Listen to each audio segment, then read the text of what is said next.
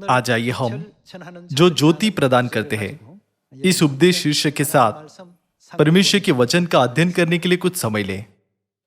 पहला यूहन्ना की पुस्तक अध्याय 1 में यह लिखा है, परमेश्वर ज्योति है।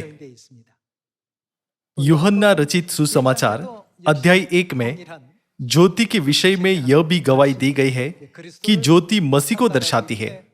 जब परमेश्वर ने ज्योति की रचना की तो उन्होंने उसके अंदर एक छिपा हुआ तत्व रखा। दूसरे शब्दों में क्या हम यह नहीं कह सकते कि उसमें परमेश्वर की गहरी इच्छा निहित है? क्या यह नहीं लिखा है कि जब परमेश्वर ने आकाश और पृथ्वी की सृष्टि की तब परमेश्वर की इच्छा के बिना कुछ भी नहीं बनाया गया था? मैं चाहूंगा कि आप ज्योति की प्रकृति पर ध्यान से विचार करें। वह जगह कहां है जहां ज्योति हमेशा छाया डालती है? छाया हमेशा हमारे पीछे होती है, लेकिन यदि हम ज्योति की ओर पीठ करें तो क्या होगा? छाया अब हमारे आगे होती है और हमेशा हमारा रास्ता रोकती है। इससे हम समझ सकते हैं कि जब भी हम परमेश्वर की ओर बढ़ते हैं, जो ज्योति है, न तो छाया हमें रोक सकती है और न ही अंधेरा। जब परमेश्वर ने ज्योति की रचना की तो उन्होंने इस इच्छा को उसके अंदर रखा। इसीलिए बाइबल में लिखा है, परमेश्वर ज्योति है। जब हम अपना ध्यान केवल परमेश्वर पर लगाते हैं और हमेशा उनकी ओर चलते हैं तो अंधकार हमें रोक नहीं सकता। इसके विपरीत यदि हम अपनी पीठ परमेश्वर की ओर करते हैं जो ज्योति है, तो यह अपरिहार्य है कि छाया हमें अवरुद्ध करेगी। जो ज्योति प्रदान करते हैं शीर्षक उपदेश के द्वारा, आइए हम उन लोगों के बारे में सोचें जो हर युग में ज्योति प्रदान करते हैं।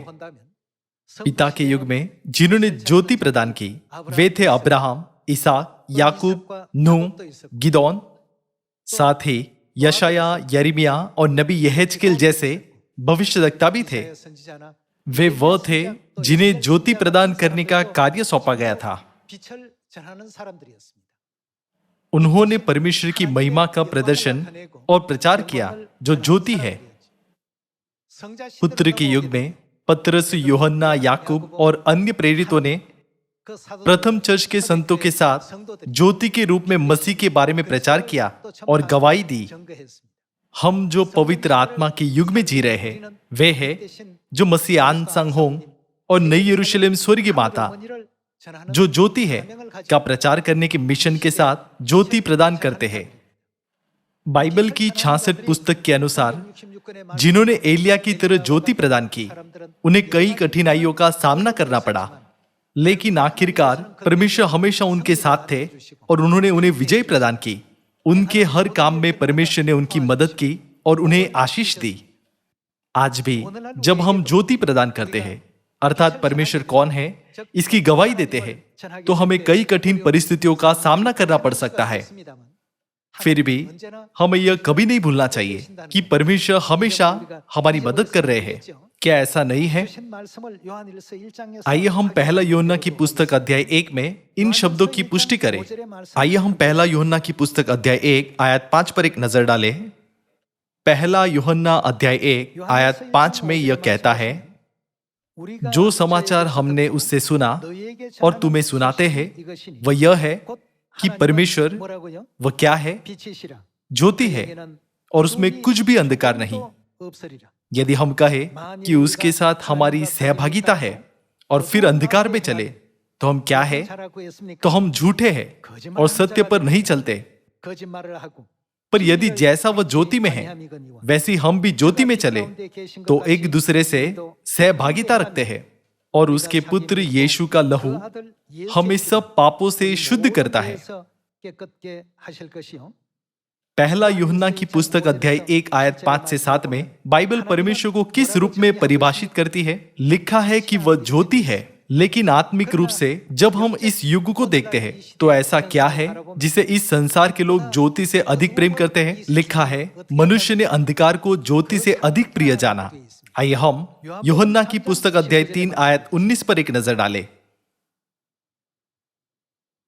अध्याय 3 आयत 19 में यह कहता है, और दंड की आज्ञा का कारण यह है कि ज्योति जगत में आई है दूसरे शब्दों में, परमेश्वर जगत में आए हैं और मनुष्य ने किसे प्रिय जाना? अंधकार को ज्योति से अधिक प्रिय जाना, क्योंकि उसके काम, उनके काम कैसे थे? बुरे थे। क्योंकि जो कोई बुराई करता है वह ज्योति से बैर रखता है और ज्योति के निकट नहीं आता, ऐसा न हो कि वे उसके कामों पर दोष लगाया जाए। परंतु जो सत्य पर चलता है वह ज्योति के निकट आता है, ताकि उसके काम प्रकट हो कि वह परमेश्वर की ओर से किए गए हैं। आत्मिक रूप से संसार को ज्योति से अधिक अंधकार पसंद है। इसका मतलब है कि वे ऐसी स्थिति में हैं जहां वे परमेश्वर से दूर है। इस आत्मिक स्थिति में क्या सियोन की सभी संतानों को ज्योति प्रदान करने का मिशन नहीं करना चाहिए? नबी यिर्मयाह को भी ज्योति प्रदान करते हुए, अर्थात परमेश्वर के वचन का प्रचार करते हुए कई कठिनाइयों का सामना करना पड़ा। हालांकि उसने हार नहीं मानी। वह हताशा और चिंता से भरकर जलते हुए हृदय से परमेश्वर के वचनों के साथ निकल गया। ये कहानियां बाइबल में दर्ज है। जो लोग ज्योति प्रदान करते हैं वे हर युग में कुछ बाधाओं का सामना कर सकते हैं या कुछ कठिनाइयों से गुजर सकते हैं, लेकिन अंत में वे सभी परमेश्वर के प्रेम में निवास करेंगे। इस क्षण क्या यह सच नहीं है कि नबी यिर्मयाह, यशायाह, मीका और अब्राहम सभी स्वर्ग में परमेश्वर की बाहों में जबरदस्त महिमा और आराम का आनंद ले रहे हैं?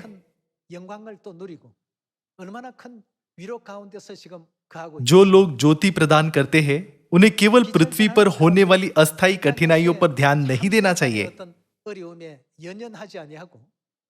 बाइबल की 66 पुस्तकों के माध्यम से हम सीख सकते हैं कि उन्होंने पिता के युग में, पुत्र के युग में और पवित्र आत्मा के युग में कितनी मेहनत से परमेश्वर का प्रचार किया। परमेश्वर उन लोगों को बहुत प्रोत्साहित करते हैं जो यह कहते हुए ज्योति प्रदान करते हैं, अब आप सभी जाग उठो और यरूशलेम की ज्योति चमकाओ। बाइबल कहती है, चूंकि दुनिया में सभी लोग ज्योति से अधिक अंधकार से प्रेम करते हैं, इसलिए हमें परमेश्वर के सत्य की ज्योति को शक्तिशाली रूप से चमकाना चाहिए। आइए हम यशायाह अध्याय 60 आयत 1 पर एक नजर डालें। अध्याय 60 आयत 1 में लिखा है, उठ, प्रकाशमान हो, क्योंकि तेरा प्रकाश आ गया है और यहोवा का तेज तेरे पर उदय हुआ है। देख, पृथ्वी, यहां पृथ्वी वह जगह है जहां हम रहते हैं। पृथ्वी पर तो अंधियारा क्या करता है और राज्य राज्य के लोग पर घोर अंधकार बाधा डालता है, ताकि लोग झूठ में से सत्य को न पहचाने। घोर अंधकार छाया हुआ है, परंतु तेरे ऊपर यहोवा उदय होगा और उसका तेज तुझ पर प्रकट होगा। जाति जाति तेरे पास प्रकाश के लिए और राजा तेरे आरोहण के प्रताप की ओर आएंगे। भले ही दुनिया पर आत्मिक रूप से अंधकार छाया हुआ है, लेकिन यदि यरूशलेम और मसीह संघों के सत्य का प्रकाश चमकता है तो सभी जातियां क्या करेंगे?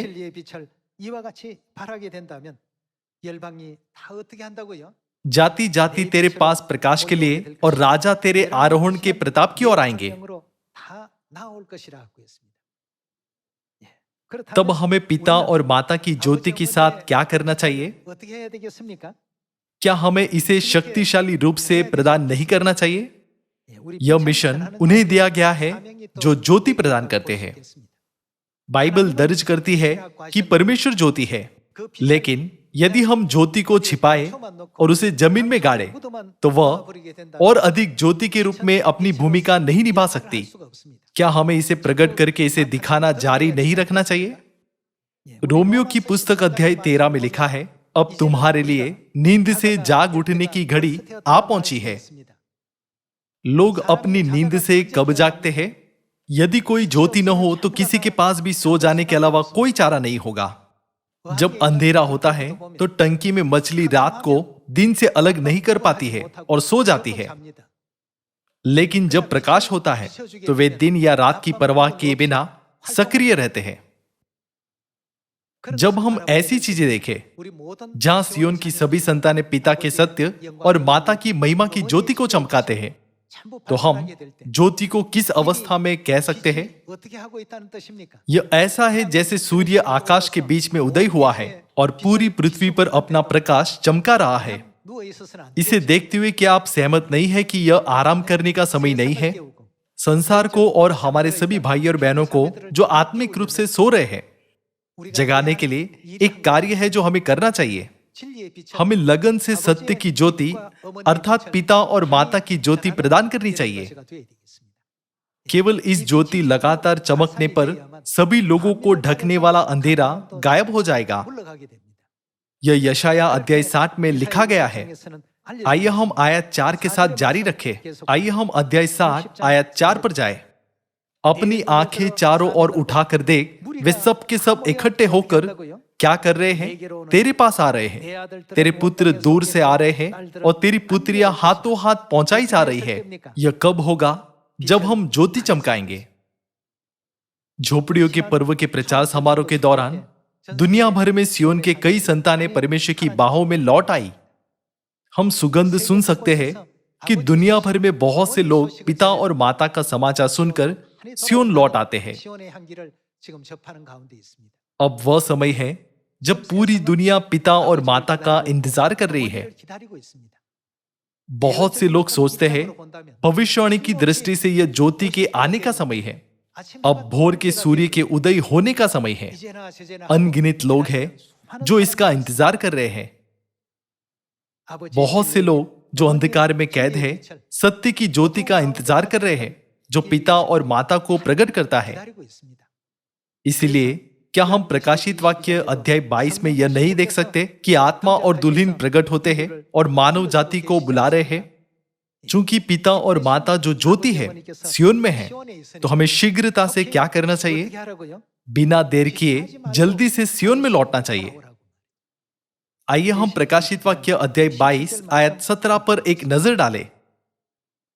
आइए हम प्रकाशित वाक्य अध्याय 22 आयत 17 पर जाए। आत्मा और दुल्हन दोनों कहती है आ, और सुनने वाला भी कहे आ। जो प्यासा हो वह आए, और जो कोई चाहे वह जीवन का जल सेतमेत ले। आत्मा और दुल्हन पिता परमेश्वर और माता परमेश्वर को दर्शाते हैं। पिता परमेश्वर और माता परमेश्वर कहते हैं आ। वे सारी मानव जाति को बुला रहे हैं। हम यहां हैं, हम यहां सियोन में हैं। जल्दी से सियोन में लौट आओ। वे हमसे यही कह रहे हैं। सियोन की सभी संतानों, हम वह है जो ज्योति प्रदान करते हैं। पिता के युग में बचाए गए लोगों ने उद्धारकर्ता के नाम के रूप में यहोवा का प्रचार किया। जिन्होंने पुत्र के युग में ज्योति प्रदान की, उन्होंने सभी लोगों को यीशु के नाम से प्रचार किया। हम जो इस युग में रहते हैं के पास भी ज्योति प्रदान करने का एक मिशन है। चूंकि पवित्र आत्मा और दुल्हन यरूशलेम स्वर्गीय माता का प्रचार करने का यह मिशन बाइबल में दर्ज है, इसलिए हमें चुप नहीं रहना चाहिए। यदि हम चुप रहे तो हमारी आत्माएं असहाय होकर खतरे में होगी। हम वे हैं जिन्हें ज्योति प्रदान करने का मिशन दिया गया है, इसलिए हमें कभी भी चुप नहीं रहना चाहिए। यह भविष्यवाणी की गई है, जब ज्योति प्रदान की जाएगी तो सभी लोगों पर से घोर अंधकार हट जाएगा और पिता और माता की महिमा का पूरी तरह से प्रचार किया जाएगा। क्या यह वह मार्ग नहीं है जिससे हमारे खोए हुए भाई और बहनें इकट्ठे होकर सियोन आएंगे? हमें किसी भी चीज से अधिक भविष्यवाणियों पर विश्वास करना चाहिए। भविष्यवाणियों को देखते हुए हमें सोचना चाहिए, इस भविष्यवाणी में ज्योति प्रदान करने वालों की भूमिका और मिशन क्या है। आइए हम इसे सही तरह से पहचाने और समझें। इसके अलावा आइए हम परमेश्वर द्वारा लाए गए सत्य के साथ साथ परमेश्वर की महिमा का और परमेश्वर द्वारा हमारे उद्धार के लिए दिए गए प्रेम और भक्ति का सभी देशों को प्रचार करें।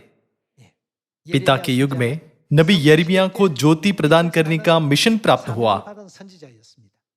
उसे अपने आसपास के दोस्तों से बहुत उत्पीड़न मिला। यह इतना दर्दनाक था कि यह असहनीय था। इसलिए उसने सोचा, मैं फिर कभी यहोवा के वचनों का प्रचार नहीं करूंगा। लेकिन जब वह घर आया तो वह इतना निराश था कि यह असहनीय था। उसने सोचा, वे केवल तभी बचाए जा सकते हैं जब मैं वचन का प्रचार करूं। आइए हम एक साथ उस दृश्य पर जाएं। आइए हम यिर्मयाह की पुस्तक अध्याय 20 आयत 7 पर एक नजर डालें। यिर्मयाह अध्याय 20 आयत 7 में लिखा है, हे यहोवा, तूने मुझे धोखा दिया और मैंने धोखा खाया। तू मुझसे बलवंत है, इस कारण तू मुझ पर प्रबल हो गया। दिन भर मेरी हंसी उड़ाई जाती है, सब कोई मुझसे ठट्ठा करते हैं, क्योंकि जब मैं बातें करता हूँ तब मैं जोर से पुकार पुकार कर ललकारता हूँ। उपद्रव और उत्पात हुआ, हाँ उत्पात, क्योंकि यहोवा का वचन दिन भर मेरे लिए निंदा और ठट्ठों का कारण होता है। यदि मैं कहूं मैं उसकी चर्चा न करूंगा, न उसके नाम से बोलूंगा, तो मेरे हृदय की ऐसी दशा होगी मानो मेरी हड्डियों में क्या धधकती हुई आग हो, और मैं अपने आप को रोकते रोकते थक गया, पर मुझसे रहा नहीं जाता। यिर्मयाह नबी ने अपने पड़ोसियों, दोस्तों और यहां तक कि अपने परिचितों को भी प्रचार किया। भले ही उन्होंने उसे परमेश्वर के वचन का प्रचार करते हुए कई कठिनाइयों में डाला, लेकिन यह वचन उसके हृदय में आग की तरह लगा। वह इसे सहन करने में सक्षम नहीं था और उसने परमेश्वर के वचन का प्रचार किया। उसने अपने मिशन को उस व्यक्ति के रूप में पूरी तरह से किया जिसने सच्ची ज्योति परमेश्वर को प्रदान किया। नए नियम के समय में भी प्रेरितों की पुस्तक में पुत्र के युग में हम प्रेरितों और प्रथम चर्च के संतों के ज्योति प्रदान करते हुए कई कार्यों को देख सकते हैं। उनकी आत्माएं अब कितनी शांत होगी, क्योंकि वे अब स्वर्ग लोक में परमेश्वर के साथ हैं। उनके दुख का समय छोटा और अस्थायी था, लेकिन चूंकि उन्होंने ज्योति चमकाई, इसलिए हम आज यहां हैं। दुनिया भर के 175 देशों में परमेश्वर की संतान अब सियोन में आ रही है। क्या हम उन्हें पके हुए फलों की प्रचुर मात्रा में फसल नहीं मान सकते? जब हमें पता चलता है कि उनके प्रयास व्यर्थ नहीं है, तो हमें यशाया अध्याय 60 में दी गई भविष्यवाणी के अनुसार ज्योति प्रदान करने वालों के रूप में उठकर ज्योति चमकानी चाहिए।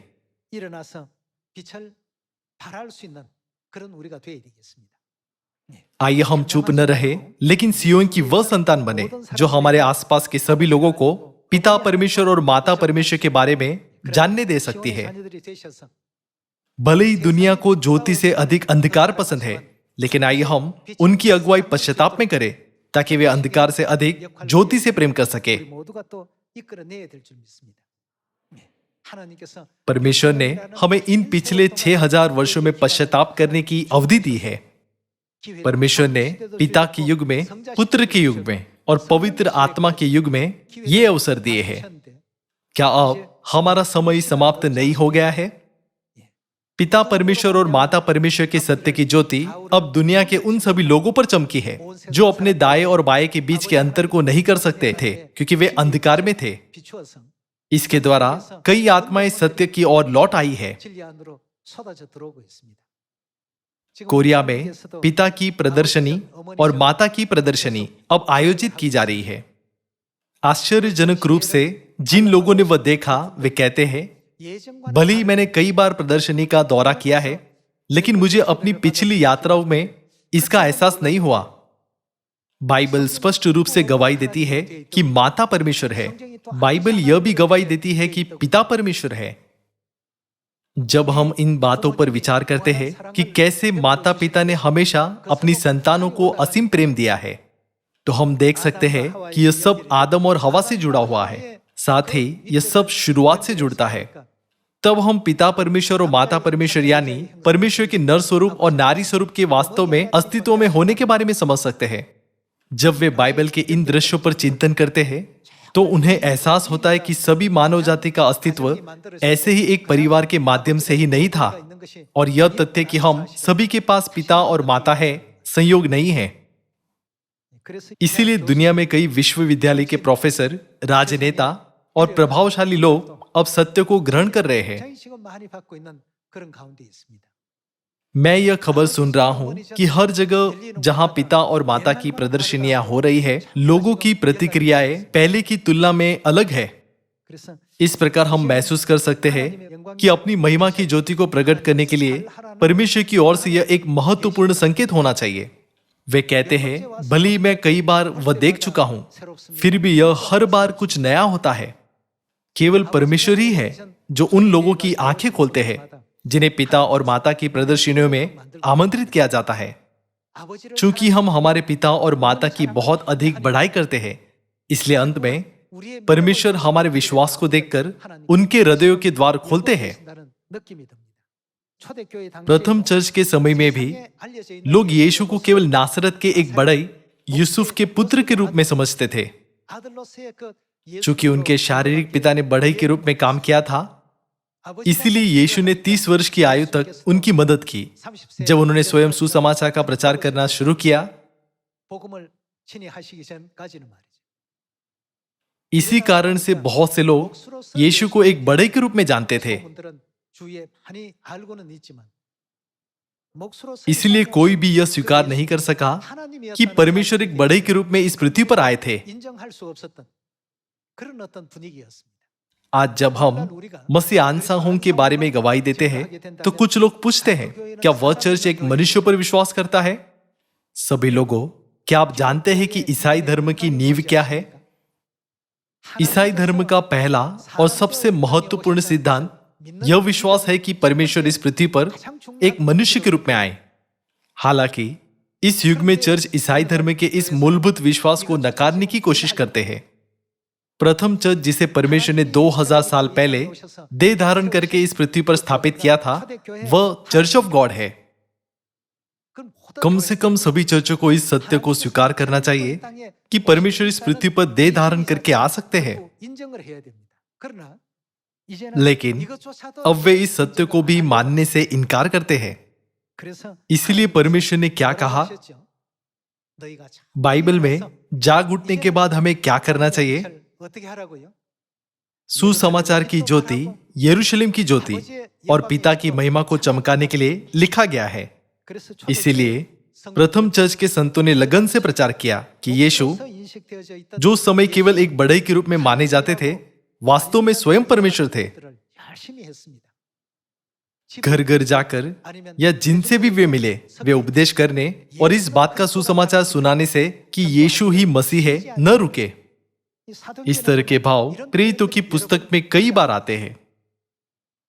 इसका मतलब है कि उन्होंने ज्योति प्रदान करने के लिए कड़ी मेहनत की। यद्यपि हम स्वयं इस युग की वर्तमान आत्मिक स्थिति में अंतर नहीं कर सकते, लेकिन परमेश्वर अब हमसे बाइबल के माध्यम से बात कर रहे हैं। दुनिया में अब पूरी तरह से अंधकार छाया हुआ है। पूरी पृथ्वी पर अंधकार छा गया है। तब हमारे जाग उठने के बाद हमें क्या करना चाहिए? परमेश्वर ने हमें अंधकार को दूर भगाने के लिए ज्योति को चमकाने को कहा है। जब हम ऐसा करते हैं तो बाइबल कहती है कि पुत्र दूर से आएंगे और पुत्रियां बाहों में आएगी। वे सब इकट्ठे होकर आएंगे। यशाया अध्याय 60 के द्वारा परमेश्वर ने हमें जानने दिया कि इस युग में हमें क्या करना चाहिए। हम सभी को वह होना चाहिए जो यरूशलेम की महिमा का प्रचार करते हैं और मसीह आनसाहों की महिमा की गवाही देते हैं। ये वे लोग हैं जिन्होंने ज्योति प्रदान की। आइए हम प्रेरितों अध्याय 4 में परमेश्वर के वचन पर एक नजर डालें। आइए हम प्रेरितों अध्याय 4 आयत 11 पर जाएं। प्रेरितों अध्याय 4 आयत 11 में लिखा है, यह वही पत्थर है जिसे तुम राज मिस्रियों ने तुच्छ जाना और वह कोने के सिरे का पत्थर हो गया, किसी दूसरे के द्वारा उद्धार नहीं, क्योंकि स्वर्ग के नीचे मनुष्य में और कोई दूसरा नाम नहीं दिया गया जिसके द्वारा हम उद्धार पा सके। जिस समय पतरस ने ये शब्द कहे थे, उस समय क्या पूरे यहूदी समाज में यीशु के अस्तित्व को उसी तरह से जाना जाता था जैसे आज लोग यीशु को जानते हैं? नहीं, ऐसा नहीं था। लोग उन्हें केवल बड़े यूसुफ के पुत्र के रूप में जानते थे और कहा उसकी माता मरियम है और उसके भाई उसी नगर में रहते हैं जहां हम रहते हैं। उस समय पतरस ने साहस पूर्वक ज्योति चमकाई। यह वही पत्थर है जिसे तुम राजमिस्त्रियों ने तुच्छ जाना और वह कोने के सिरे का पत्थर हो गया, किसी दूसरे के द्वारा उद्धार नहीं, क्योंकि स्वर्ग के नीचे मनुष्य में और कोई दूसरा नाम नहीं दिया गया जिसके द्वारा हम उद्धार पा सके। सभी लोगों, क्या आप इस तरह प्रचार कर सकते हैं? क्योंकि ये वचन बाइबल में इतनी सरलता से लिखे गए हैं, तो क्या इनका प्रचार करना बहुत आसान नहीं लगता? वास्तव में उस युग में इसे करना सच में कठिन था। लेकिन जब पतरस ने इस तरह से ज्योति चमकाई, तो परमेश्वर ने हृदय को प्रेरित किया और बहुत से लोगों के मन को सत्य के लिए खोल दिया। एक दिन में लगभग 3000 और यहां तक कि 5000 लोगों ने पश्चाताप किया और परमेश्वर की बाहों में आने लगे। उस समय प्रथम चर्च की स्थिति क्या थी? बाइबल में इसे 500 से अधिक भाइयों और बहनों के रूप में लिखा गया है। इसके अलावा एक रिकॉर्ड है कि जब उन्होंने मरकुस की ऊपरी कोठरी में पेंतिकुस्त के दिन पहली वर्षा का पवित्र आत्मा प्राप्त किया, तो लगभग 120 की संख्या में एक समूह इकट्ठा हुआ था। वे बहुत कम संख्या में लोग थे, भले ही वे कम थे, लेकिन एक दिन में लगभग 5000 लोग आए। 10 गुना से अधिक आत्माएं परमेश्वर की बाहों में लौटी। ऐसा इसलिए है क्योंकि उन्होंने ज्योति चमकाना शुरू किया। उससे पहले यीशु ने उन्हें क्या करने के लिए कहा था? यह लिखा है कि यीशु ने अपने चेलों को आदेश दिया कि वे किसी को न बताएं कि वह मसीह है। वह इस पृथ्वी पर ज्योति के रूप में आए, लेकिन यह एक छिपी हुई ज्योति थी। लेकिन जब वह स्वर्ग पर चढ़े तो उन्होंने क्या कहा? उन्होंने कहा, सामरिया में और पृथ्वी के छोर तक मेरे गवाह बनो। इसका अर्थ है अब ज्योति चमकने का समय है। उसके बाद प्रथम चर्च का सुसमाचार पूरे इजराइल में, एशिया माइनर प्रांत में और यूरोप में तेजी से फैलने लगा।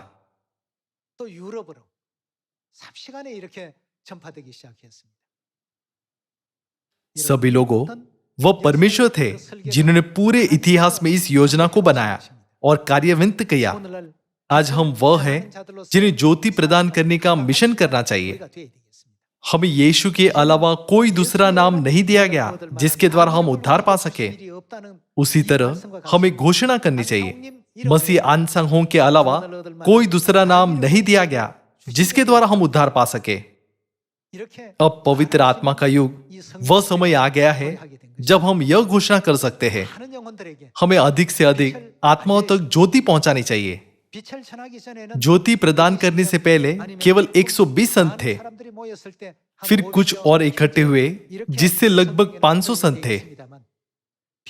लेकिन जब उन्होंने ज्योति प्रदान करना शुरू किया तो वह संख्या महत्वहीन हो गई। जैसे इतिहास में इन महान और विस्फोटक दृश्यों को देखा जा सकता है, ठीक वैसे ही आज हमारे लिए भी सच हो सकता है। जब पिता शरीर में थे, उस समय की स्थिति प्रथम चर्च की तरह ही थी।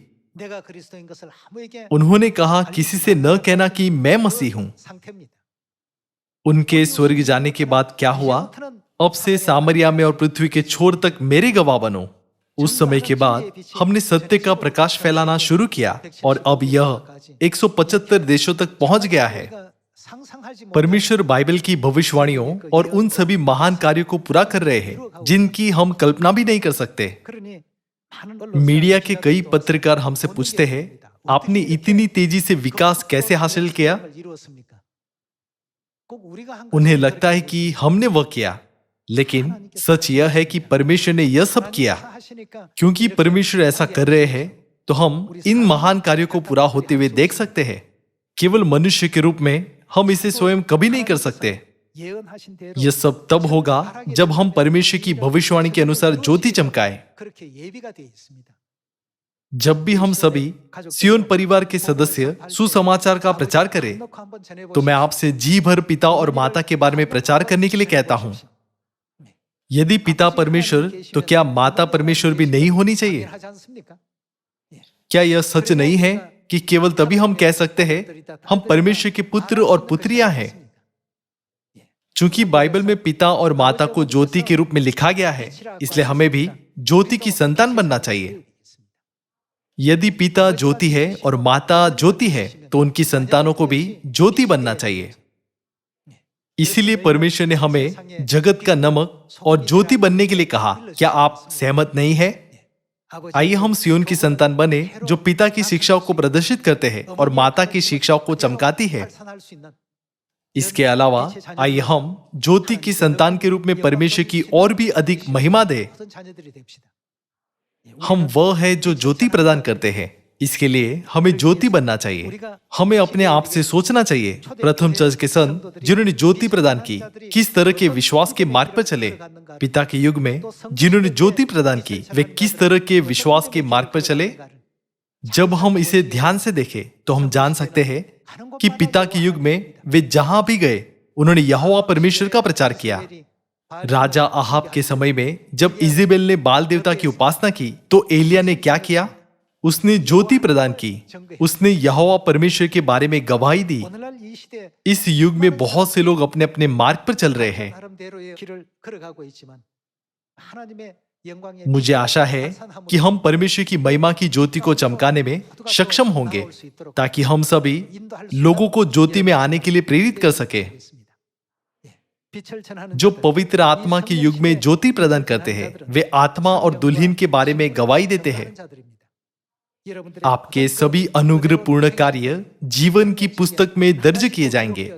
यह आशा करते हुए कि हम सभी परमेश्वर की महान आशीषों को प्राप्त करेंगे, जिन्होंने कहा कि वह हमारे द्वारा किए गए कार्यों के अनुसार हमें प्रतिफल देंगे। मैं आज के उपदेश को समाप्त करना चाहूंगा। आपका बहुत बहुत धन्यवाद।